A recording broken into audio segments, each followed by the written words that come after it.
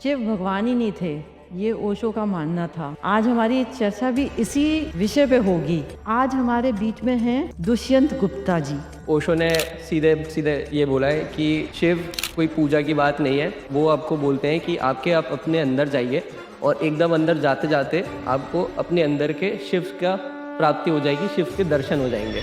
जो अगर हम शिवलिंग पे जाके जो दूध चढ़ाते हैं, पुष्प चढ़ाते हैं, फल फूल चढ़ाते हैं, कहाँ तक ठीक है? मतलब ओशो ये भी बोलते थे कि तुम जो टेम्पल में रिचुअल करते हो, फूल चढ़ाते हो, उससे अच्छा अपनी चेतना का फूल चढ़ाओ। ये जो शिवलिंग है उसको क्या सिंबल समझे? ओशो ने भी एक इंटरप्रिटेशन बताया कि वो जो फ्लेम है, ऐसा जो दिखता है, दैट इज ये जो मेडिटेशन है, ये शिव को पाने का एकमात्र रास्ता है। ध्यान आपका एक पॉइंट पे होना चाहिए। बिंदु मतलब एक सिंगल पॉइंट कहीं पे भी। वो बिंदु आपके हार्ट पे हो सकता है, आपके तीसरे नेत्र पे होता है, या तो आप ओशो ये भी बोलते थे कि मैं तो एक अलग सेंचुरी का लीडर हूँ। उनको लगे मेरी बातें अभी समझ नहीं आएगी लोगों को, 100 साल बाद समझ में आएगी। समझ में और आ रही है, अब क्या हो रहा है, अब समझ में आ रही है कि लोग जा रहे हैं। अब क्यों हुआ ऐसा? वो हमेशा ये बात करते थे सत्य को पाने की। शिव सत्य है, ये उन्होंने बोला। और अभी सत्य को कैसे पाए? सत्य को अगर आपको पाना है तो आपको कोई भी ओशो बोलते हैं कि जीवन में जितने भी क्वेश्चन है सब व्यर्थ है, सिर्फ एक ही है जो काम का है, वो है मैं कौन हूँ, हु एम आई। आज के समाज में ये जो शिव शक्ति का जो रिश्ते की जो हम बात कर रहे हैं, ये गहरे प्रेम की, मतलब ये क्षण की बात हुई है, तो हम हमारे जीवन में ये रिश्ते के क्या मायने समझे? आजकल भी जो हम लव करते हैं, हम करते हैं लव फ्रॉम डिज़ायर। ये हम सामने वाले से कुछ उम्मीद करते हैं और वो हमें नहीं मिलता है, तो हम थोड़ा सा उसमें चले जाते हैं कि हम दुख में भी आ जाते हैं। तो जो ये युवक जो संघर्ष कर रहे हैं प्रेम पाने के लिए और रिश्ते टूट रहे हैं, तो यही जब टाइम होता है, जब लोग दुख में होते हैं, तब वो अध्यात्म में आते हैं। सबसे अच्छा टाइम है, अगर आपको लग रहा है कि आप दुखी हैं, तो ये सबसे सही टाइम है, आप अध्यात्म में आओ। क्योंकि यही जो वॉल में जो क्रैक आता है ना, उसी क्रैक से आप अध्यात्म की ज़िंदगी में घुस जाते हो। कि कोई आपको इतना तोड़ दे कि आपकी आइडेंटिटी शैटर हो जाए। आपने अपने आप को जो मान रखा था कि मैं ये प्रेमी हूँ, वो आपको छोड़ के चला गया। शिव को देखेंगे तो उनकी आंखें हमेशा आधी बंद रहती है, तो उसका मतलब रहता है कि ओशो ने शिव में ऐसा क्या देखा जो दूसरों ने नहीं देखा? बहुत सही क्वेश्चन है। ओशो ने एक चीज़ देखी, फॉर्मलेस रियलिटी।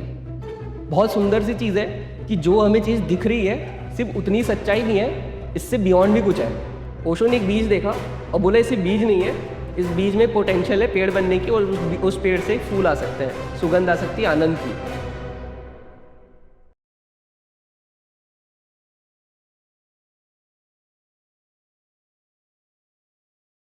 शिव भगवान ही नहीं थे, ये ओशो का मानना था।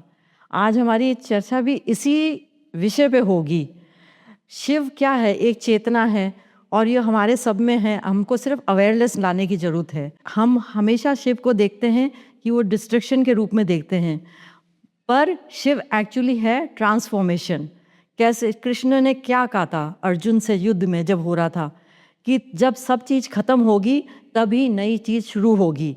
तो वो क्या है? कृष्ण ने बोला था कि मैं मैनिफेस्टेशन हूँ, मैं अभिव्यक्ति हूँ शिव की ही। तब अर्जुन को समझ में आया और वो युद्ध करने लगे। ओशो ने क्या है? ओशो ने शिव को एक बहुत आकर्षक रूप में पेश किया है। उन्होंने कहा है, मजाक मजाक में ही बोला होगा उन्होंने, पर ये बोला सत्य है कि जो सुख है वो सुख तुम सब भोग लो, और अगर तुम सुख नहीं भोगोगे तो तुम ये मैं कुछ नहीं कर सकता, क्योंकि मैं दुख का तो हिसाब रखता ही नहीं हूँ। उन्होंने ये शिव के रूप में ओशो के ये कुछ शब्द थे। हम इस पे हम गहराई से चर्चा करेंगे। और आज हमारे बीच में हैं दुष्यंत गुप्ता जी, जिन्होंने ये किताब लिखी है the third high experience within Shiv. इनका वैसे निकनेम है डी ओशो।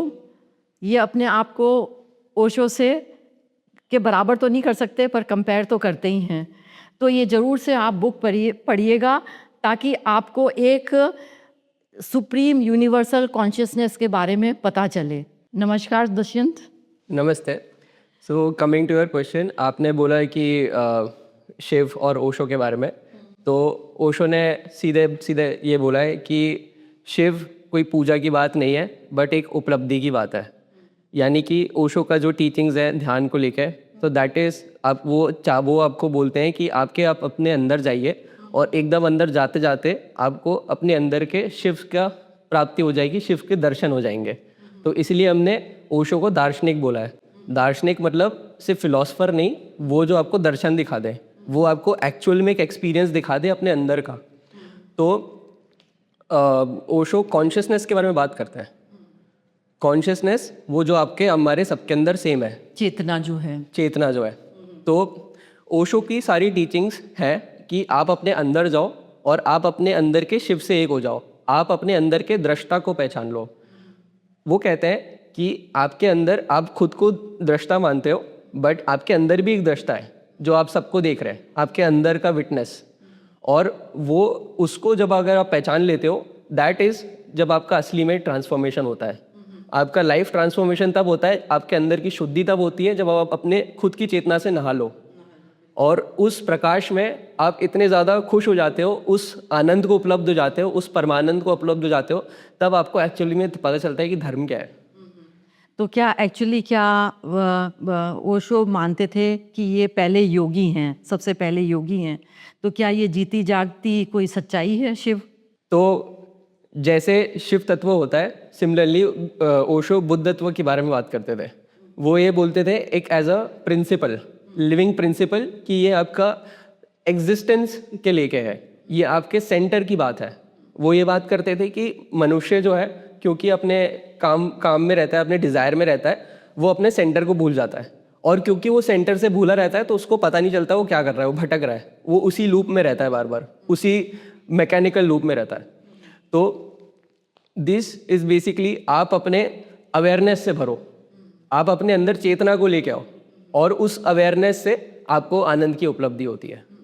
तो आपको क्या लगता है कि ये मतलब अवेयरनेस कैसे आएगी कि ओशो मतलब ये क्या, ये मेडिटेशन ही एक पहुंचने का रास्ता है, एकमात्र जो ये जो मेडिटेशन है यही शिव को पाने का एकमात्र रास्ता है? तो जैसे शिव को कॉस्मिक डिसॉल्वर बोला कि सब कुछ जितना भी है सबकी मृत्यु हो जाएगी, जो भी चीज़ जो भी है वो ख़त्म हो जाएगी, उसी में चली जाएगी। तो मेडिटेशन में भी यही होता है, जो भी आपकी ऑलरेडी सोशल कंडीशनिंग्स है वो गायब करनी पड़ेगी आपको। जो एक्चुअली में आपने मान रखा है अपने माइंड से कि मैं ये हूँ, आपने अपने मन को बोल रखा है कि ये मैं हूँ, ये मैंने मान रखी चीज़ें जो अपनी सोसाइटी ने बताया, सब कुछ आपको खाली करना पड़ेगा।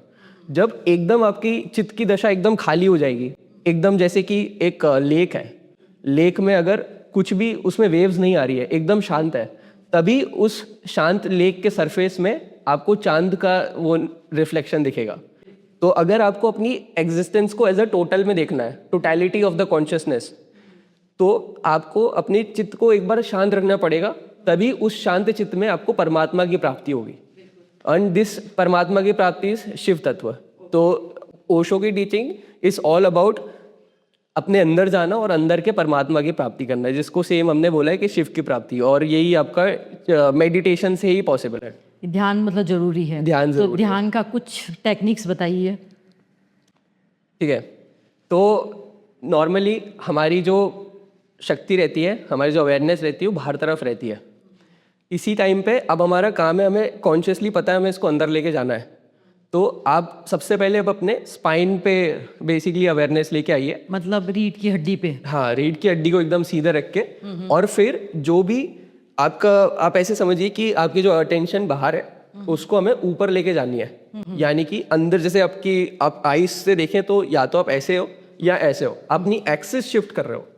तो मेडिटेशन में आप अपने आप को अंदर लेके जाते हो, नॉट आउटसाइड बट इनसाइड। तो आपकी अवेयरनेस पूरी जगह एक तरफ हो जाए, एक सेंटर पॉइंट पे हो जाए। धीरे धीरे करके जब आपकी सब चित्त पूरी शांत हो जाती है तब ध्यान लग जाता है। अच्छा, तो ये आंखें ऊपर होनी चाहिए? मतलब आंखें ऊपर हो जाएंगी, दैट इज अ स्टेट, उसको हम शांभवी मुद्रा बोलते हैं। अच्छा। कि आप आंखें ऊपर कर सकते हो। हाँ। और दूसरा फिर आप खींचनी मुद्रा कर सकते हो कि अपनी टंग को भी अंदर एकदम। अच्छा, टंग को अंदर कैसे एकदम? At the back of your mouth, एकदम पीछे तालू से लगा लेने का। अच्छा, मतलब पीछे खिसकाना कि इसको मोड़ के पीछे खिसकाना? सीधा, अगर अपनी टंग को सीधा कर लेना तो जो बाहर जो टंग है उसको ऊपर जाएगा वो। अच्छा, ये थोड़ी प्रैक्टिस से आती है, बट इसको खेचरी मुद्रा को किंग ऑफ मुद्रास बोलते हैं। अच्छा। कि यही सबसे ऐसे, इसको शांभवी मुद्रा के साथ मिलके आप ट्राई करें तो इट्स बेसिकली आप क्या कर रहे हो, इसमें जो हमारी ऊर्जा लीक हो रही है बाहर की तरफ उसको रोक रहे हो। जैसे एक रिवर है, एक नदी है, नदी में आपको बांध बनाना है ताकि आप उस बांध से जो एनर्जी कलेक्ट होए उस एनर्जी को आप ऊपर लेके आपको तो ये सब बेसिकली आप अपनी ऊर्जा को जो बाहर जा रही है उसको रोक रहे हो, बाहर जाने से रोक रहे हो। बाहर रोक के एक बार जब इतनी इकट्ठा आपने जीवन ऊर्जा कलेक्ट कर ली, तभी आप उसको ऊपर लेके जा पाओगे। जब आप इतने ज्यादा, जैसे फूल है, फूल तभी आ पाएगा जब उस प्लांट में इतना जॉय होगा एक्सप्रेशन का कि मेरे को एक्सप्रेस होना है, उसके पास इतनी ऊर्जा होनी चाहिए, तब फूल आएगा। तो अगर आपको अंदर के फूल को खिलवाना है, उसको उगाना है, तो आपको इतनी ऊर्जा चाहिए कि हाँ मैं एक्सपैंड होऊंगा। तो this is all about expansion. So मतलब मेडिटेशन कितना टाइम तक? अच्छा क्वेश्चन है। आप स्टार्ट करेंगे तो प्रैक्टिस करेंगे 10-20 मिनट, एंड में गोल आपका समाधि है। और अगर आप एग्जैक्ट टाइम पूछ रहे हैं तो इसको 48 मिनट्स तक बोला है कि 48 मिनट्स तक अगर आप मेडिटेशन में रह पाओगे तो then you can attain to samadhi. क्योंकि 48 मिनट्स इज बेसिकली एक लाइफ साइकिल उनकी कंप्लीट होती है इनकी योगिक साइंस के तरफ से। अच्छा, 48 मिनट्स। अच्छा, 14 मिनट्स तक अगर आप ध्यान के पोजीशन में रहोगे तब आपकी समाधि फलित हो जाएगी। तो आप मतलब ऐसे मतलब मेडिटेशन के लिए बैठे हैं और ध्यान पूरा स्पाइन पे हो? ध्यान आपका एक पॉइंट पे होना चाहिए और एक पॉइंट वो अंदर ही रहे, इसलिए उसको बिंदु बोलते रहे। अच्छा, बिंदु मतलब एक सिंगल पॉइंट, कहीं भी आपका कंसंट्रेशन एक सिंगल पॉइंट पे हो जाए। वो बिंदु आपके हार्ट पे हो सकता है, आपके तीसरे नेत्र पे होता है, या तो आप ऊपर ये सहस्त्रार में हो सकता है, या और ऊपर 12 इंच ऊपर वहां भी हो सकता है। तो गोल है कि आप आपके अवेयरनेस को सिर्फ एक पॉइंट पे लेके आ रहा। या फिर किसी लॉ पे देख के ऐसे कर सकते हैं, एक लॉ पे बाहर जाके आप देखोगे, बाहर जब तक देख रहे हो तो आप तक प्रैक्टिस हो गई। बट अभी भी दो चीजें हैं यहाँ पे, द्वैत है कि आप ये एक चीज जो जिस चीज को जान रहे हो और जानने वाला है, अभी भी द्वैत है। पर अगर आपको अद्वैत देखना है तो इसी द्वैत को अंदर करना पड़ेगा, पड़ना पड़ेगा। और अंदर करते समय ही एट दी एंड आपको पता चलेगा कि अद्वैत क्या होता है। आपकी experience directly the non duality, जो हमने बात करी कि सब कुछ एक है ना, अद्वैत में पूरे स्पिरिचुअल ट्रेडिशन में एक है, तो दैट इज उसको एक्सपीरियंस करना पड़ेगा अंदर जाके। आपको आंखें खोल के नहीं, आंखें बंद करके, जहाँ पे कोई और दो नहीं है, आप ही अंदर हो और आपके पास सिर्फ आपकी अवेयरनेस है। और इसी का स्टार्टिंग पॉइंट ओशो बोलते हैं कि जीवन में जितने भी क्वेश्चन है सब व्यर्थ है, सिर्फ एक ही है जो काम का है, वो है मैं कौन हूँ, who am I. It's a very foundational question जहाँ पे तुम्हें किसी और से नहीं पूछना पड़ता। तो हु एम आई ये हु एम आई का क्वेश्चन का आंसर आपको तब मिलता है जब एट द एंड क्वेश्चन पूछने वाला ही डिसॉल्व हो जाता है। वो अद्वैत में, कि अद्वैत में जब हम पूछ रहे हैं कि हमें क्वेश्चन पूछ रहा हूँ, क्या मैं आंसर कर रहा हूँ, बट एट द एंड तब वो समझ में आता है कि जब क्वेश्चन पूछने वाला डिसॉल्व हो जाता है, यानी कि वो मेडिटेशन में आप डिसॉल्व होके एकदम सोर्स पे पहुंच जाते हो। वहाँ पे आपको समझ में आता है कि आप आपकी बॉडी नहीं हो, आपका माइंड नहीं हो, बट आपकी शुद्ध चेतना हो, प्योर कॉन्शियसनेस। उसी को बोलते हैं कि आपको अपना शिव नेचर के बारे में यू गेट टू रिकॉग्नाइज, आपने पहचान लिया उस दृष्टा को। तो ये ओशो के हिसाब से शिव तक पहुंचने का यही एक माध्यम है। हाँ, इससे उनका कहने का मतलब है कि meditation is the only way जिससे आप आनंद को उपलब्ध हो सकते हो। हम लोग इस चीज़ इसलिए नहीं करते क्योंकि हमने कभी वो एहसास ही नहीं किया है, कभी हमने अनुभव ही नहीं किया है। तो जब हमें परमानंद का पता ही नहीं है कि ऐसा कुछ एग्जिस्ट करता है, तो हम कैसे जाएंगे वहाँ तक? नहीं, पर ये अब आजकल के इसमें युग में, आजकल का जो दौर चल रहा है, इसमें ही मेडिटेशन पे इतना जोर क्यों दिया जा रहा है? पहले तो मतलब गृहस्थ जीवन में रहते थे, गृहस्थ जीवन में कोई इतना मेडिटेशन का नहीं रहता था। सिर्फ हम कर्म कांड पूजा करते थे, या फिर जैसे कोई भी मतलब मंदिर चले गए या कोई उपवास कर लिया, तो नॉर्मली ये था। ये ओशो बिल्कुल रिजेक्ट करते थे कि ये सब चीज़ें बिल्कुल मतलब उनके शिव को पाने के लिए नहीं है। तो फिर हम शिव को कैसे पाएं? वो हमेशा ये बात करते थे सत्य को पाने की, है ना। हमने चलो एक और कि शिव सत्य है, ये उन्होंने बोला, और अब इस सत्य को कैसे पाएं? तो उनका कहने का था कि सत्य को अगर आपको पाना है तो आपको कोई भी संप्रदाय और किसी भी विधि से मुक्त होना पड़ेगा। तो इसलिए वो बोलते थे कि तुम जो टेम्पल में रिचुअल करते हो, फूल चढ़ाते हो, उससे अच्छा अपनी चेतना का फूल चढ़ाओ। ये मेडिटेशन में ये आपकी हाईएस्ट भक्ति है। अच्छा, कि आपको अगर अपने आप को कुछ डिवोट करना ही है तो अपने आप को एज अ होल डिवोट करो, कि परमात्मा के लिए एज अ होल अपनी चेतना से। वो कब हो सकता है? वो मेडिटेशन में हो सकता है। तो मेडिटेशन में ही एक तरीका है जिसमें वो आप अपने अंदर के भगवत प्राप्ति को कर सकते हो। और ओशो का इसलिए काफ़ी जोर था, और ओशो ये भी बोलते थे कि मैं तो एक अलग सेंचुरी का लीडर हूँ। उनको लगे मेरी बातें अभी समझ नहीं आएगी लोगों को, 100 साल बाद समझ में आएगी। समझ में और अब क्या हो रहा है? अब समझ में आ रही है कि लोग जा रहे हैं। अब क्यों वो ऐसा? स्पिरिचुअल जर्नी में आपको जब अपनी अवेयरनेस अंदर लेके जानी पड़ती है तो एक बहुत ही फाउंडेशनल चीज़ होती है कि आपका मूलाधार ऊपर होना चाहिए, तभी आप अपनी एनर्जी को ऊपर ला सकते हो। Muladhara is related to fear of death, fear of survival. तो पहले क्या होता था, लोगों के पास पैसे इतने नहीं होते थे, उनको खाने का रहता था कि हम क्या खाएंगे, उनको ये नहीं पता, उनकी टेंशन सर्वाइवल में रहती थी। बट आज के टाइम पे हम लोग इतने ज़्यादा रिलैक्स हो चुके हैं, हमारी लिविंग स्टैंडर्ड ऑफ लिविंग इतनी बढ़ गई है कि हमें पता है कि हाँ भाई ये चीज़ तो हम लिविंग तो हमारी सिक्योर्ड है, कि हमें पता है कि हम नहीं मरेंगे, हमारे पास है खाना वगैरह सब कुछ है, तो हम लोग सेफ हैं उस तरीके से। अब हमारे पास जब ये प्राइमरी एजुकेशन भी है, अब हम लोग सेकेंडरी एजुकेशन की तरफ करेंगे कि हाँ भाई चलो हमने मटेरियली काफ़ी चीज़ कर ली, हमारा करियर वाइज सब कुछ हो गया, हमने सब कुछ एक्सपीरियंस कर लिया, बट नाउ वी आर, अब हमें कुछ और भी चीज़ें एक्सप्लोर करना है। तो देन आप मेडिटेशन और स्पिरिचुअलिटी में आते हो। तो अब आजकल एक ये दूसरा अवेयरनेस आना, कि पहले क्या होता था कि ये बहुत ही कम जगह तक सीमित रहती थी ये इन्फॉर्मेशन, कि मेडिटेशन, तंत्र, सब लोग बहुत ही टैबू मानते थे इसको, कि पहले के ज़माने में कि भाई ये सब क्या है, तो उनको पता नहीं होता था क्योंकि। बट अब इंस्टाग्राम आ गया है, सब अवेयरनेस है, सबके पास इंटरनेट है, तो सबके पास इन्फॉर्मेशन है कि वो क्या कर सकते हैं। पहले सिर्फ गुरु परंपरा में रहती थी, तो ओशो ने वो चीज़ तोड़ी। ओशो ने गुरु परंपरा तोड़ी क्योंकि उन्होंने बोला मैं सर्वगुरु, मैं सबका गुरु, मैं वर्ल्ड लीडर बनूंगा और मैं सब कुछ बताऊंगा, सब कुछ ओपनली, जैसा है जो सत्य है उसको वैसे एक्सप्रेस कर देना। उन्होंने सब एक्सप्रेस कर दिया था, सत्य जो भी था उनके वर्ड्स में, उन्होंने जैसा उन्होंने धर्म को देखा, उन्होंने जिस अनुभूति को प्राप्त किया, उन्होंने अपने शब्दों में उसको बताया। तो वो मतलब वो अब पर ये अभी भी फिर भी लोग मानते नहीं है। अभी भी वो जो, अगर हम शिवलिंग पे जाके जो दूध चढ़ाते हैं, पुष्प चढ़ाते हैं, फल फूल चढ़ाते हैं, तो ये कितना कहाँ तक सत्य ठीक है मतलब। तो स्टार्ट ऐसे ही होता है कि आप अद्वैत में जाने से पहले आप द्वैत में जाते हो। एक आप भक्ति भाव क्रिएट करते हो, तो एक फूल चढ़ाना, एक ये करना, ये है कि आप इतना बेयर मिनिमम तो कर ही सकते हो। तो इट इज़ अ प्रैक्टिस, आप किसी अपने हायर सेल्फ की तरह एक डिवोशन बना रहे हो, एक भाव बना रहे हो। आपको मेडिटेशन के लिए भी भाव की ज़रूरत है, क्योंकि आपको पता है कि आप 1 घंटा अगर आप निकाल रहे हो, 40-50 मिनट निकाल रहे हो, तो आपको इतनी श्रद्धा होनी चाहिए उस चीज़ में।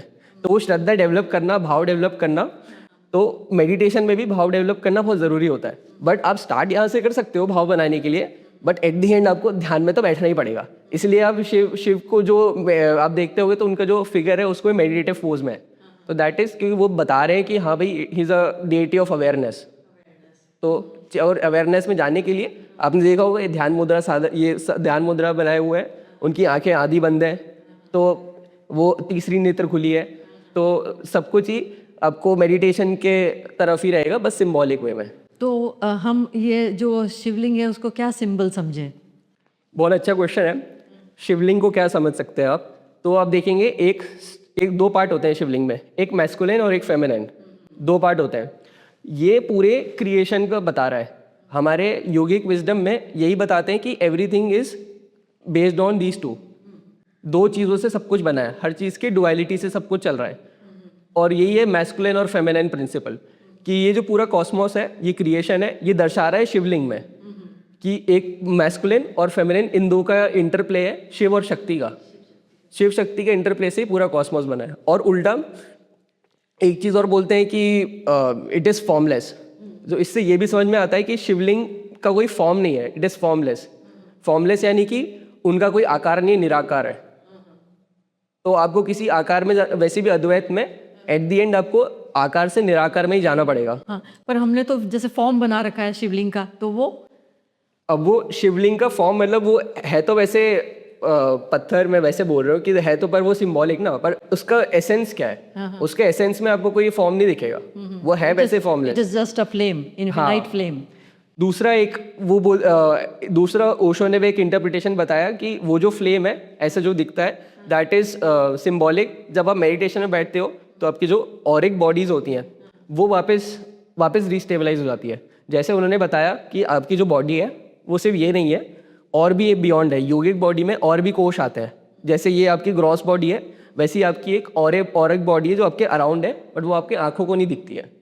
तो वो बोलते हैं कि जब आप मेडिटेशन करने बैठते हो तो आपकी बॉडी और आपकी ऑरा बॉडी एकदम रीअलाइन हो जाती है, और वो एक ऐसे इलेप्टिकल शेप बनाती है। अच्छा, तो वैसे वो जो शेप जो, हाँ, तो वो बोलते शिवलिंग में भी ऐसी सिंबोलिज्म है। अच्छा, तो एक ही चीज़ से जितना ज़्यादा हो सके उतना काफ़ी अच्छे से सिंबोलिज्म में हमारे यहाँ रखा है, ताकि प्रिजर्व कर पाए हम लोग चीज़ें।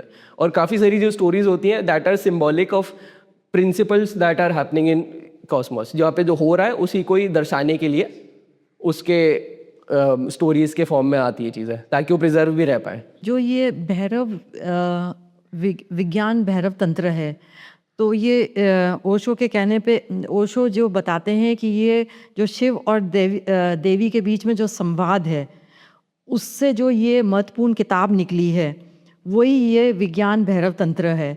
और ध्यान तो बहुत ज़रूरी है, उन्होंने विज्ञान को ध्यान को विज्ञान बताया है। तो ये देवी और शिव के बीच में जो ये संवाद है, इसको ओशो ने इतना असाधारण क्यों बताया, इतना एक्स्ट्रा ऑर्डिनरी क्यों बताया है? ठीक है, तो अभी जो हमारा जनरल नोशन है उसमें हम धर्म को बहुत सारे बिलीफ से जोड़ते हैं कि ऐसा ऐसा करने का। तंत्र में क्या खास बात है, इस विज्ञान भैरव तंत्र में क्या बात है कि इसमें विज्ञान है। विज्ञान मतलब एक साइंस है, साइंस ऑफ अवेकनिंग। इस पूरी किताब में विज्ञान भैरव तंत्र 112 वर्ष है, बस काफ़ी छोटी किताब है, 112 वर्ष। इसमें 112 बार सेम चीज़ की तरफ पॉइंट किया है। ये स्टार्ट ऐसे होती है कि देवी पूछती है शिवा से कि मैं आनंद को कैसे उपलब्ध हूँ, कि हमने जो बात करी थी कि आनंद उपलब्ध होना है, सेल्फ रियलाइजेशन, कि मैं अपने आप को कैसे पहचानूँ, कि मैं कौन हूँ, क्या मैं ये हूँ। फिर वो बताती चली आती कि मेरे को लगता है मैं ऐसी हूँ, मैं ये हूँ, मैं ये हूँ, ये हूँ। तो शिव बोलते तुम ये नहीं हो। फिर वो बताने चालू करते हैं कि तुम क्या हो और उस पे उसके पहुँचने के तरीके क्या है।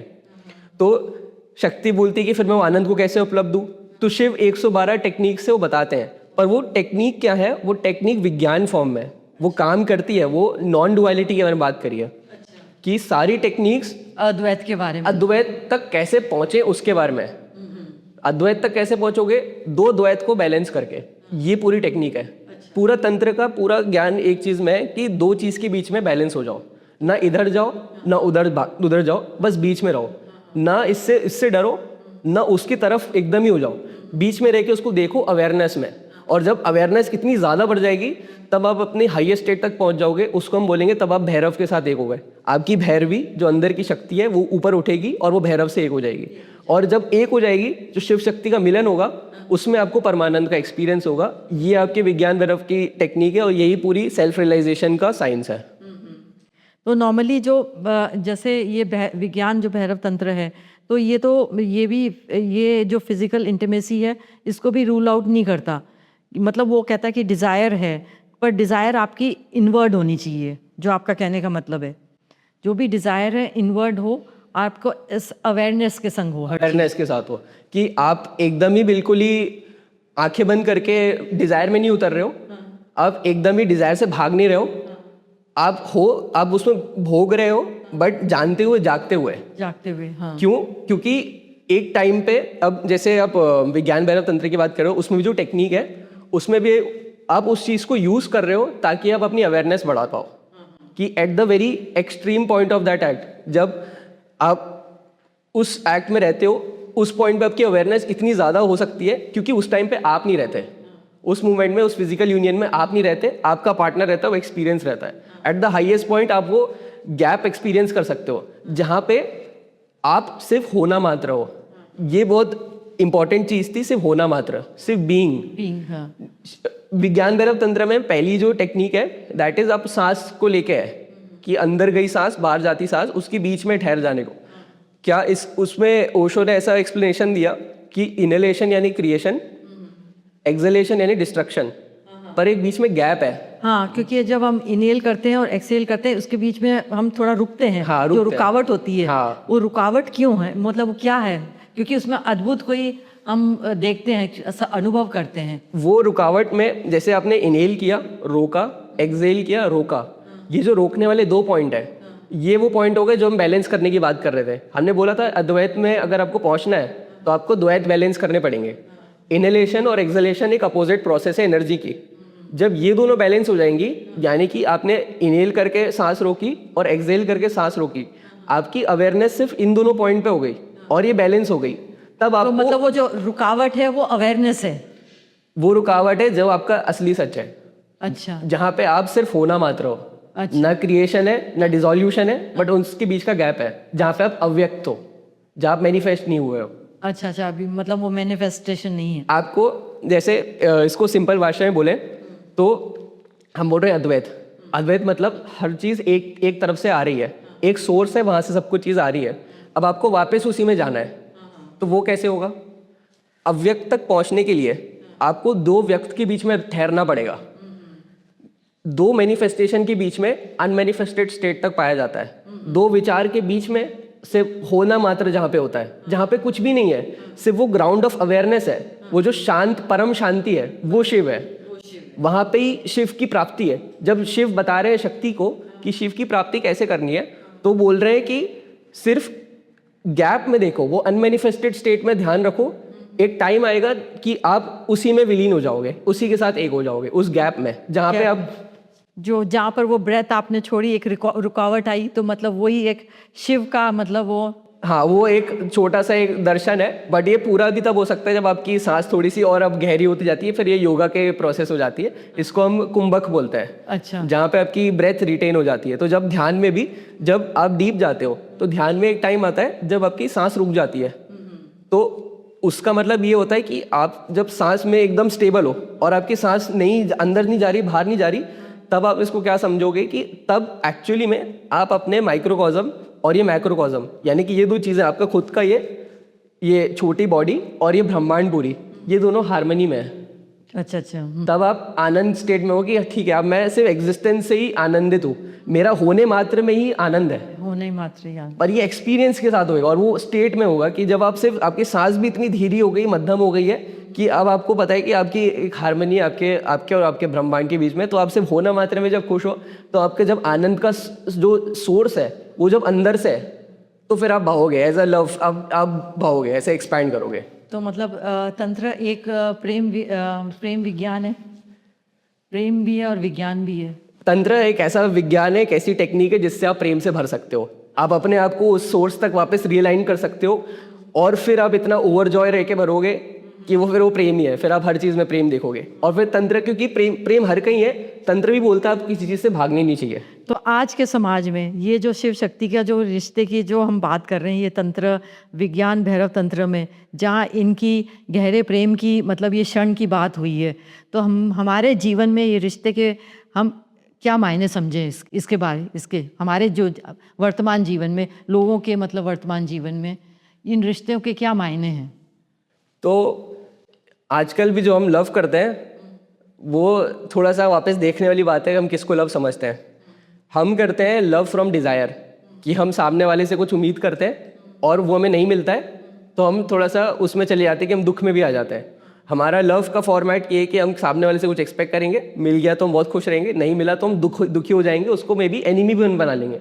आप देखोगे कि लव कपल्स जो है एक दूसरे को मारने लगते हैं, वो एकदम घृणा करने लगते हैं एक दूसरे से, क्योंकि उनकी जो लव है वो डिज़ायर से आई है। बट एक्चुअली में तंत्र क्या बता रहा है कि love is not something you do, आप कुछ करते नहीं हो, लव आप हो, आप प्यार हो। तो आपका जब लव खुद के ओवरफ्लोइंग से आएगा, आप अंदर से इतना प्रेम से भर जाओगे कि आप बांट सकते हो उसको। ये एक बहुत फंडामेंटल डिफरेंस है जो प्रेम सिखाता है। प्रेम हमें टैबू नहीं है, प्रेम करना नहीं है, प्रेम आप हो।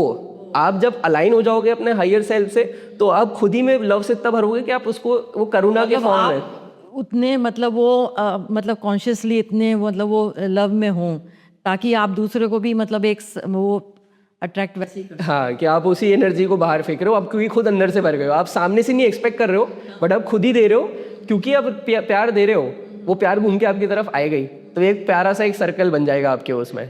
सही, बहुत बहुत सही बोला। तो ये जो नॉर्मली क्या होता है ना कि जो शिव तंत्र है, तो ये तो विज्ञान है जो भी आपने बताया, पर जब मैं ना कोई इंसान है आजकल का जो इसकी जो ये वातावरण चल रहा है एआई का वगैरह का, तो बहुत लोग कम ध्यान पे बैठ पा रहे हैं। मतलब जैसे ध्यान में बैठने पा रहे हैं, कोशिश कर रहे हैं, फिर कह रहे हैं हम असफल हो रहे हैं, और या फिर मन चंचल है, मतलब इधर ध्यान में बैठे मन कहीं और चल रहा है। तो ये ओशो इस में क्या बोलते हैं, कि ओशो का क्या कहना है कि ओशो के शिव क्या कहते हैं कि हम कैसे ऐसे अपने आप को मतलब एक ध्यान की पोजीशन में लाएं कि जहाँ हम बैठ सकते हैं कि हाँ ये मन चंचल नहीं हो, कि हमारे ध्यान मतलब एक सफल मेडिटेशन हो। मतलब तो अब आज के टाइम में आप बोल रहे हो कि एआई से क्या हुआ है कि हमारे पास थोड़ी अटेंशन स्पैन भी कम हो गया है। कम हो गया, हाँ। तो अब भले ही अटेंशन स्पैन कम हुआ है, बट यहाँ पे एक फ़ायदे की चीज़ हुई है कि लोग थोड़े इंडिविजुअल ज़्यादा हो गए, एज अ ग्रुप नहीं हो रहे, वो इंडिविजुअल हो गए, उनकी खुद की सोच चलने लगी क्योंकि वो कंटेंट कंज्यूम कर रहे हैं अपने हिसाब से। अगर इसी चीज़ को वो ऐसे रिडायरेक्ट कर लें कि उनको पता चल गया कि फॉर एग्जाम्पल मैंने स्क्रॉल किया और द थर्ड हाई एक्सपीरियंस आया, मैंने कहा ये ठीक है पॉडकास्ट के लिए, और फिर को बुला लिया। तो मतलब यही है कि मतलब अवेयरनेस तो फिर भी बढ़ गई है एआई से। मतलब ये ऐसे नहीं कहेंगे कि अवेयरनेस नहीं बढ़ी है, अवेयरनेस तो बढ़ी है, राइट वे में बढ़ी है। हाँ, राइट वे में बढ़ सकती है। तो अब जैसे अगर कोई हमसे अलाइन हो गया काफ़ी ज़्यादा, या ओशो से हो गया या हमसे अलाइन हो गया, तो अगर उन्होंने इस चीज़ को बाय किया कि हाँ भाई ऐसा कुछ है ये जो बताना चाह रहा है, जो सही में कुछ है, तो वो सुनेगा। वो बोलेगा कि हाँ भाई मेरे से भी कोई ऊपर है जो मेरे से बता सकता है। तुम अपने सिर्फ लोअर से चीज़ से बता सकते हो। तुम एक पागल आदमी को बता सकते हो पागल आदमी है, पागल आदमी तुम्हें नहीं बता सकता कि तुम पागल नहीं हो, ये तुम हाइयर हो उससे। तो अगर तुमने एक ये चीज़ सिंपल सी एक्सेप्ट कर ली कि कुछ चीज़ बता रहे थे, ओशो ने भी किया है, उन्होंने भी सिर्फ लोगों ने एक्सेप्ट कर लिया कि हाँ भाई ये कुछ बता रहे हैं, इसके बाद सुन लो, तो बाकी का काम वो कर देते हैं कि अवेयरनेस भी है आ गई है और अटेंशन आप इसको दे दो तो ये आपको पूरा ट्रांसफॉर्म कर सकता है। आप अपनी डूअरशिप कहीं और ट्रांसफ़र कर दो। अब इसी में ही अब नए एज में बहुत सारी टेक्नोलॉजीज़ भी आ गई हैं जिससे आप वो मेडिटेशन के लिए बहुत एम्पल बना सकते हो इन्वायरमेंट, कि ऐसा कि आप यहाँ ही बैठ के कुछ बीट्स लगा लो, आई मास्क लगा लो, ये सब कर लो, जिसमें आपको पहाड़ वहाड़ पे जाने की जरूरत नहीं है। हाँ, आप यहीं बैठ के तिब्बतियन बॉल म्यूजिक लगा लो, हाँ कुछ भी लगा लो, ऐसे ओशो की स्पीच लगा लो, इतनी सेक्रेट चीज़ आपके पास अवेलेबल है, आप उसको सिर्फ ईयरफोन में कर सकते हो। तो टेक्नोलॉजी भले ही बहुत घाटा दिया है अवेयरनेस वाइज, पर फ़ायदा भी बहुत है, डिपेंड करता है आप उसको कैसे यूज़ करता है। हाँ हाँ, पर जो मन चंचल है उसको कैसे कंट्रोल करें?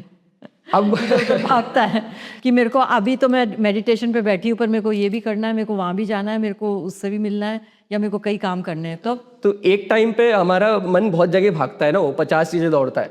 तो इसका सबसे इजी उन्होंने भी बताया था कि शुरुआत में आपका मन जब भागेगा तो उसको वापस पकड़ के लेके आओ। इसको फ़ायदा करने के लिए आप एक टाइम ब्लॉक करो कि हाँ इसी टाइम पे आपको रोज़ मेडिटेशन करना है, जो भी आपका है 15-20 मिनट, जो भी रोज़ का है, डेली का डिसिप्लिन से चालू करो। तो एक बेसिक डिसिप्लिन तो चाहिए ही। कोई भी प्रैक्टिस आपको करनी है, कुछ ट्रांसफॉर्मेशन करना है, तो आपको थोड़ा डिसिप्लिन तो चाहिए होगा। थोड़ा टाइम बना लो कि हाँ आधा घंटा ये टाइम है, इसी में मैं करूँगी। इस टाइम पे आप ये समझो कि बाहर कुछ नहीं है। आप उतना फंडामेंटली समझ रहे हो कि मैं आंखें खोलूंगी भी ना तो कुछ नहीं मिलेगा, मेरे को जब चाहिए जो चाहिए वो अंदर ही है, तो मैं बाहर क्यों करूँ? तो मैं तो उस जब आपको आधे घंटे में आपको मन को ही पता है कि ठीक है ये आधे घंटे तुम्हारे लिए बाहर के लिए नहीं है, सिर्फ अंदर के लिए है। वो डिसिप्लिन लाना पड़ेगा, वो आधा घंटा आइदर इन द मॉर्निंग और इन द इवनिंग में, एनी टाइम, कैसे भी। वरना मैं आपको एक चीज़ रिकमेंड कर सकता हूँ, एक बीट्स होती हैं बाइनोरल बीट्स करके, वो आप यूज़ कर सकते हैं, उससे आप काफ़ी जल्दी उस मेडिटेशन स्टेट में जा सकते हो। अगेन टेक्नोलॉजी का फ़ायदा ये तो है। पर तुमने ये बोला कि टेक्नोलॉजी से इंसान इंडिविजुअल होता जा रहा है, तो वो इसका क्या है मतलब? ये सब इंडिविजुअल होता जा रहा है इंसान। जैसे आप ये खुद देख लो कि रील्स आप लोग चलाते हैं सब लोग, तो सबके रील्स का जो एल्गोरिदम है वो अपने हिसाब से टेस्ट से रहता है। अब जो हमारे पेज से कनेक्टेड है, थर्ड आई एक्सपीरियंस से कनेक्टेड है, वो इसलिए है क्योंकि कभी ना कभी उन्होंने स्पिरिचुअल कभी कंटेंट लाइक किया होगा, तो इंस्टाग्राम ने सोचा कि ठीक है इसको यही दिखाना है। पर ठीक है, अगर मेरे में अवेयरनेस है तो मैं तो वो अच्छा कंटेंट करूंगी, पर ये होगा किसी में अवेयरनेस नहीं होगा तो वो गलत कंटेंट में भी तो जाएगा। बिल्कुल वो मन है ना, मन भगाएगा, चंचल है ना। बस ये आपको ऑप्शन दे रहा है कि ठीक है ये एक पॉसिबिलिटी है जो आप कर सकते हो एक्सप्लोर। अगर आपकी कॉलिंग है तो पकड़ लो, कॉलिंग है, डिवाइन कॉलिंग है, डिवाइन कॉलिंग है तो पकड़ लो। आप ये पॉडकास्ट जो देख रहे हैं वो भी इसीलिए देख रहे हैं क्योंकि उन्होंने ये चीज़ किया कि हाँ भाई कुछ स्पिरिचुअलिटी हमें कुछ एक्सप्लोर करना है, इनकी बातें सुननी है, तो वो देख रहे हैं। बिल्कुल। ओशो अक्सर कहते थे कि ना जो काम है वो बीज है और जो प्रेम है वो फूल है। आपने बोला ना कि अगर आपके प्रेम होगा तो वो फूल बनेगा, और अगर करुणा है आप में तो वो सुगंध की तरह है।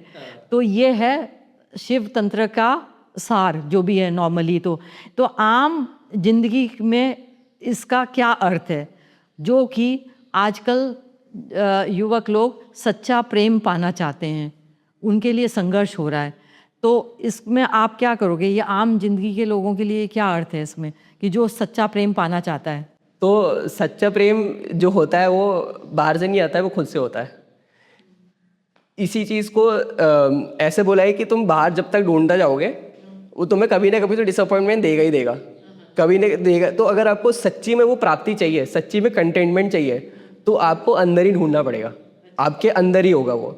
बाहर जो भी चीज़ है वो आपके मन और डिज़ायर से ड्रिवन है, पर एक्चुअल जो एसेंस है, जो सुगंध है, वो आपको अंदर के फूल से ही आएगी, वो आपकी खुद की चेतना के फूल से आएगी, वो आपकी खुद की ऊर्जा से आएगी। तो जो ये युवक जो संघर्ष कर रहे हैं प्रेम पाने के लिए और रिश्ते टूट रहे हैं और अपना दुख भी मतलब पूरी तरह से सुना नहीं पा रहे हैं और दर्द में हैं, तो उनके लिए फिर कैसा क्या रहेगा, ऐसे क्या करें वो लोग? तो यही जब टाइम होता है जब लोग दुख में होते हैं, तब वो अध्यात्म में आते हैं। सबसे अच्छा टाइम है, अगर आपको लग रहा है कि आप दुखी हैं तो ये सबसे सही टाइम है आप अध्यात्म में आओ, क्योंकि यही जो वॉल में जो क्रैक आता है ना, उसी क्रैक से आप अध्यात्म की ज़िंदगी में घुस जाते हो कि कोई आपको इतना तोड़ दे कि आपकी आइडेंटिटी शैटर हो जाए। आपने अपने आप को जो मान रखा था कि मैं ये प्रेमी हूँ, वो आपको छोड़ के चला गया, तो ये इतना ज़्यादा सफरिंग में होगा कि उसकी खुद की आइडेंटिटी तब अब नहीं होगी। तब बेस्ट टाइम है इनलाइटनमेंट, स्पिरिचुअल पाथ ये परस्यू करने के लिए। अध्यात्म बन जाए और अपने अंदर इतना प्रेम पैदा करें कि कोई दूसरा अट्रैक्ट अपने आप ही अट्रैक्ट हो। अब उसके बाद अपने अंदर से आपने फिर वो प्रेम ढूंढ लिया, आप इतना खुद से ओवरफ्लो कर रहे हो कि आप बांट रहे हो उसको, बांट रहे हो, आप इतना भर गए। और जैसे ये कप है, ये पानी है, अब इसमें पानी भरते रहोगे, भर जाएगा, वो फ्लो करेगा। तो दैट इज ओनली लव, कि आप पहले अंदर से तो भरो, तभी तो आप किसी और को बांटोगे। वही कंपैशन का डेवलपमेंट है कि आप कंपैशन भर रहे हो, धीरे धीरे आपके पास आ रहा है वो, but that is through your own fulfilment. Lack नहीं, आपको कुछ चाहिए नहीं उससे, किसी चीज़ से, आपके पास खुद है तो आप बांट रहे हो उसको। शिव को है ना भैरव भी कहा जाता है, जो है ना भैरव जो कि मृत्यु से बिल्कुल नहीं डरते हैं, मतलब एकदम मृत्यु आती तो एकदम अडिग खड़े रहते हैं उनके सामने। तो शिव के ये मृत्यु के रिश्ते के बारे में ओशो क्या बोलते हैं? ठीक है, तो जब भैरव तत्व को समझे तो समझिए भैरव क्या है। भैरव जो शब्द है, जो ओशो ने बताया कि वो तीन पार्ट से बना है, भरण, रवण और रवण, यानी कि तीनों part of creation, organisation and destruction. ये पूरे तीनों को कंप्लीट कर लो तो वो भैरव है। यानी कि भैरव हम जिसको बोल रहे हैं वो एक यूनिवर्सल कॉन्शियसनेस का नाम है, परम चेतना का नाम है। और जब परम चेतना की अनुभूति होती है, जब उसका एक्सपीरियंस होता है, तो मृत्यु का भय निकल जाता है। ये इसको ऐसा बोला है कि Bhairav is somebody terrible one who destroys ego. एक ऐसी भयंकर ऊर्जा जो आपका ईगो को हटा दे, ईगो को मार दे। यानी कि जब हम बात कर रहे हैं सेल्फ रियलाइजेशन की, जब हम अपने अंदर की चेतना को ऊपर उठाते हैं, उसमें मिलन होता है अंदर की शिव शक्ति को। यानी कि जब आपकी भैरवी यानी कुंडलिनी उठ के आपके भैरव से मिलती है, उस स्टेट में इतनी ज़्यादा ऊर्जा रहती है, वहाँ पे आपका कोई डर नहीं रहता, आपका पूरा डर निकल जाता है, आपके पूरे डिज़ायर निकल जाती है, यानी कि आपका ईगो मर जाता है। यानी कि ये विज्ञान भैरव तंत्र का सार ये है कि आपको भैरव, सबका गोल ये है कि भैरव बनना, एक बार उसकी अनुभूति करना। एक बार वो हो गया तो आप सारे डर, सारे काम से मुक्त हो गए। अच्छा, भैरव स्टेट में पहुंच, कोई डर नहीं रहेगा और आपका वो जो अहंकार है वो भी खत्म हो जाएगा। डर किस चीज़ का था? मृत्यु का। बट वो एक्सपीरियंस ही इतना बड़ा है, वो स्पिरिचुअल एक्सपीरियंस ही इतना बड़ा है कि उस तक पहुंचने के लिए पहले आपको अपने आप को खुद ही मृत्यु में अपने आप को मारना पड़ेगा। हमने जब बात करी थी सांस बंद हो जाती है, तो क्या हो रहा है कि आपको लग रहा है कि हाँ भाई क्या हो रहा है, बट आपको करना पड़ेगा हाँ भाई सब सही है। तो एक तरीके से आप अपना ईगो सप्रेस कर रहे हो ताकि आप अपनी बड़ी चीज को लेके आ पाओ, बड़ी चीज देख सके। हाँ, तो भैरव का स्टेट यानी कि आपका भैरव आपका पूरा डर हटा देगा, पूरा काम हटा देगा, क्योंकि वो इतनी बड़ी ऊर्जा है जो आपके अंदर आएगी और आप उस चीज का अनुभूति करोगे, अपने फर्स्ट हैंड एक्सपीरियंस है। तो भैरव वो तत्व का नाम है जो आपको अंदर से पूरा साफ कर देता है। बिल्कुल। तो ये अच्छा है, मतलब मृत्यु से रिश्ता ये है कि आप मतलब अगर भैरव बन गए या साध लिया तो आप मृत्यु का डर से और अहंकार से दूर हो जाएंगे। बिल्कुल, वो होता ही फियर ऑफ द अननोन है, जब पर आप उसमें उतर ही रहे हो आप। इसलिए एनलाइटनमेंट को ग्रेट डेथ बोलते हैं कि आप उस चीज़ में, उस अवस्था पे जाने के पहले आप अपने आप को आपको एक बार ख़त्म करना पड़ेगा। बिल्कुल। ओशो के हिसाब से शिव पहले विद्रोही थे, तो इस पे आपका क्या कहना है? मतलब ओशो का क्या कहना है? मतलब ओशो ने तो बोला है कि पहले विद्रोही थे, तो क्या मतलब ये विद्रोही क्या थे, शब्द क्यों यूज़ किया उन्होंने? तो आप इसको ऐसे देख सकते हो कि जितनी भी परंपरा से सब बियॉन्ड है। शिव की एक नॉलेज है, एक ऐसा है कि शिव ने तंत्र की नॉलेज, सेल्फ रियलाइजेशन की नॉलेज को ह्यूमन लैंग्वेज में निकाला, और ये सारे खुद से अंदर से निकली है। खुद के अंदर की पूरी नॉलेज उन्होंने ह्यूमन लैंग्वेज में बाहर निकाली, विदाउट किसी के सुन के, किसी और का ना सुन के, खुद ही के अंदर से जो निकला था वो आया। तो विद्रोही ऐसे कि वो अपने ही उसमें रहे, उनके अपनी अवस्था में रहे, अपने से सत्य में रहे, अपने सत्य में रह के उन्होंने जो काम किया वो उन्होंने बोला। और विद्रोही ऐसे कि उनने किसी और की नहीं सुनी, जैसे वो थे उन्होंने वो किया। एक स्टोरी भी है जहाँ पे जब वो भूतों की बारात लेके जाते हैं अपनी खुद की शादी में, तो वैसे देखा जाए तो अब कोई शादी होगी तो उसमें एक्सपेक्ट करेंगे कि जो दूल्हा आएगा वो एकदम सच के आएगा, उनके राजा के घर में अगर जा रहे हैं तो, बट वो भूतों की बारात में एकदम ही अपने रॉ फॉर्म में है। तो इसका सिंबॉलिज्म ही है कि वो उनको फर्क नहीं पड़ता किसी चीज़ से, वो अपने रस में रहते हैं, खुद के अट्यून में रहते हैं वो। और आजकल का विद्रोह आजकल का विद्रोह थोड़ा इंटरेस्टिंग है क्योंकि अब सोशल एक्सपेक्टेशंस बहुत ज़्यादा आ गई हैं और डिज़ायर सबकी इतनी ज़्यादा है कि माँ बाप अपने बच्चों से डिज़ायर करते हैं, ये सब एक दूसरे से डिज़ायर करते हैं, और जो उनको सिखाई जाती है कि ऊपर से ऐसी परंपरा है, सामने वाला बच्चा फॉलो नहीं करता है तो उसको विद्रोह मान लिया जाता है। जैसे कोई एस्ट्रोलॉजर, मेरा एक दोस्त है, वो उसके घर में सब एस्ट्रोलॉजर है बट वो मानता नहीं है, तो उसके घर के हिसाब से वो विद्रोह है। बट वो बोल रहा है कि मेरे हिसाब से मैं अपना सत्य ढूंढ रहा हूँ, मैं अपना सत्य कहीं और ढूंढ रहा हूँ। इट्स नॉट दैट कि एस्ट्रोलॉजर गलत है, पर वो बोल रहा है कि मेरे पे जो थोपा जा रहा है, पर वो बोल रहा है कि मैं खुद एक्सप्लोर करूँगा अपने एंड से, मैं अपनी खुद की विद्या में रहूँगा। अब इतनी ज़्यादा खुद की अवेयरनेस आ गई इंटरनेट की वजह से कि अब सब अपना अपना एजुकेशन खुद एक्सप्लोर कर सकता है, तो किसी और के देखने के नज़रिए में विद्रोह हो सकता है, उसके लिए वो उसकी खुद की अलाइनमेंट है अपने खुद के हायर सेल्फ से। तो क्या ये हट है? क्या ये हट है? ये मतलब ये हट, ये जो शिव का था ये हट था कि जो मतलब करना था वो हट था कि अहंकार था उनका? वो उनका अहंकार नहीं था, वो वही थे। वो उसका जो सोर्स है वो कहीं यहाँ से नहीं आ रहा है, वो डिजायर से नहीं आ रहा है, वो बियॉन्ड से आ रहा है। वो आप देखेंगे शिव को देखेंगे तो उनकी आंखें हमेशा आधी बंद रहती है, तो उसका मतलब रहता है कि वो हमेशा साक्षी भाव में है। अच्छा। वो अपने आप को डिजायर से नहीं रखते, वो हमेशा अवेयर रहते हैं हर चीज से, बस विटनेस रहते हैं, as a form of witness रहते हैं। ओशो की टीचिंग ही यही है पूरी अष्टावक्र गीता में, कि आप दृष्टा मात्र रहो, कि you be as a witness, you be as a only a witness. तो और भगवत गीता में यही है, बिकम अ नॉन डूअर, कि आप करो काम पर एक्सपेक्टेशन मत रखो किसी चीज से। तो सभी का ही गोल ये है कि आप खुद ही के अट्यूनमेंट में रहो और हायर सेल्फ से अलाइंड रह के करो, क्योंकि इतनी अभी मेन क्राइसिस ही है कि किसी को अपना सोर्स नहीं पता है, सब ऐसे ही घूम रहे हैं, जैसे जिसने जहाँ ज़्यादा शोर मचा दिया लोग वहाँ भाग जाते हैं। कोई आईपीएल चालू हो गया तो लोग आईपीएल में आ रहे हैं, कोई धुरंधर आ गई तो धुरंधर में भाग रहे हैं, बट लोग वो भूल रहे हैं वो उनका सोर्स क्या है। ये पूरी हर्ड मेंटालिटी है कि इंस्टाग्राम भी आपको इन्फ्लुएंस कर रहा है, सोसाइटी भी इन्फ्लुएंस कर रही है, आपके डिसीजन वहाँ से आ रहे हैं, बट आपकी एक अंदर की आवाज़ भी है जो आपकी सुननी है। अपने आप को इतना केपेबल बनाना है कि आप इतना शांति का अनुभव कर पाओ कि आप अपना की आवाज़ सुन पाओ। इतना क्योस में अपने आप को काम देख पाओ। हाँ, बिल्कुल। अब अपने इंट्यूशन फॉलो कर पाओ। इंट्यूशन फॉलो कर पाओ, बिल्कुल। ओशो एक कंट्रोवर्शियल व्यक्तित्व था उनका, तो शिव के बारे में जो भी वो जब तक बोले थे वो आज भी महत्वपूर्ण माना जाता है। तो आपके विचार से ओशो ने शिव में ऐसा क्या देखा जो दूसरों ने नहीं देखा? बहुत सही क्वेश्चन है। तो ओशो ने एक चीज़ देखी, फॉर्मलेस रियलिटी। बहुत सुंदर सी चीज़ है कि जो हमें चीज़ दिख रही है सिर्फ उतनी सच्चाई नहीं है, इससे बियॉन्ड भी कुछ है। एक ऐसी स्टेट है अनमैनिफेस्टेड की, अव्यक्त की, जो अभी तक आई नहीं है और जो हो सकती है। जैसे इसको समझिए, ओशो ने क्या देखा? ओशो ने एक बीज में एक पेड़ को देखा। ओशो ने एक बीज देखा और बोला इसे बीज नहीं है, इस बीज में पोटेंशियल है पेड़ बनने की, और उस पेड़ से फूल आ सकते हैं, सुगंध आ सकती है आनंद की। तो उन्होंने शिव को सिर्फ फॉर्म में नहीं देखा, जिस पे सिर्फ वो एक फॉर्म के साथ पूजा करने की है। उन्होंने शिव को बियॉन्ड देखा, एक फॉर्मलेस में देखा कि एक फॉर्मलेस भी एक चेतना है, चेतना स्वरूप है।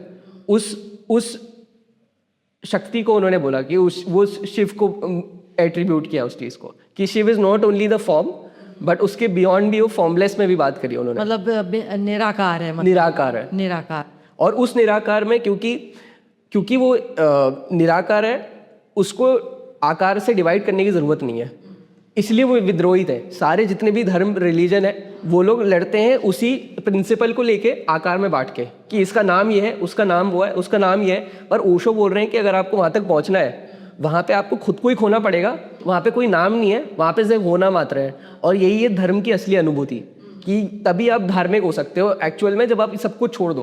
तो ओशो कंट्रोवर्शियल इसलिए थे क्योंकि वो जो ऑलरेडी इस्टेब्लिश्ड ऑर्गेनाइजेशन है उसके अगेंस्ट है कि तुमने जो सब मान रखा है, तुमने कुछ एक्सपीरियंस की बात नहीं करी है। बट अगर कुछ ऐसी अवस्था है, ऐसा एक्सपीरियंस है जो आपको बियॉन्ड लेके जा सकता है, जो आपको हर चीज को अनुभव करके अपने अपने को बड़ा अच्छा करो। आप अपनी अनफोल्डिंग चेंज कर सकते हो, आप अपनी ऊंचे स्तर तक आप अपनी चेतना को लेके जा सकते हो, हाईएस्ट पीक ऑफ कॉन्शियसनेस।